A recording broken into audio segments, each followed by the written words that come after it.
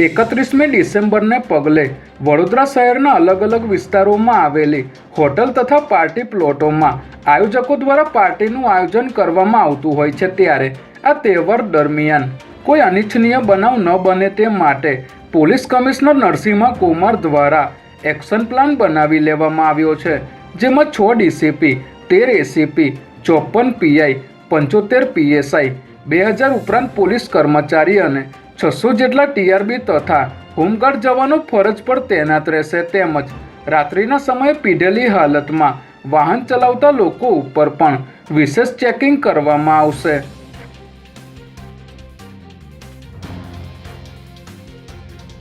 નવા વર્ષની ઉજવણીને લઈને કાયદો અને વ્યવસ્થા જળવાઈ રહે તે હેતુથી ગુજરાતના સરહદી જિલ્લાઓની બોર્ડર પર પોલીસની 3 લેયર સુરક્ષા ગોઠવી દેવામાં આવી છે, જેમાં મધ્યપ્રદેશની બોર્ડરને અડીને આવેલા દાહોદ અને રાજસ્થાનને અડીને આવેલા બનાસકાંઠા જિલ્લાની બોર્ડર પર પોલીસ જવાનો સાથે એસઆરપીએફના જવાનો પણ જોડાયા છે, જ્યાં સતત 24 કલાક અવર જવર કરતા વાહનોનું બારીકાઈથી ચેકિંગ કરવામાં આવી રહ્યું છે।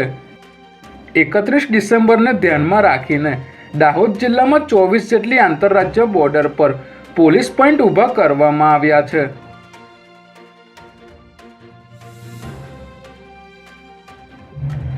નવા વર્ષની શરૂઆત સાથે ગુજરાતના પોલીસ વિભાગના નવા સુકાની પણ બદલાઈ જશે, કારણ કે ડીજીપી વિકાસ સહાય સત્તાવાર રીતે 6 મહિના પહેલાં જ નિવૃત્ત થવાના હતા, પરંતુ તેમને 31 ડિસેમ્બર સુધીનું એક્સટેન્શન આપવામાં આવ્યું હતું, જે હવે આવતીકાલે પૂરું થઈ રહ્યું છે। ત્યારે વિકાસ સહાયને ફરી એકવાર એક્સટેન્શન મળે એની કોઈ સંભાવના દેખાતી ન હોવાથી રાજ્યના નવા ડીજીપી તરીકે ડૉક્ટર KLN રાવનું નામ લગભગ નક્કી જ માનવામાં આવી રહ્યું છે।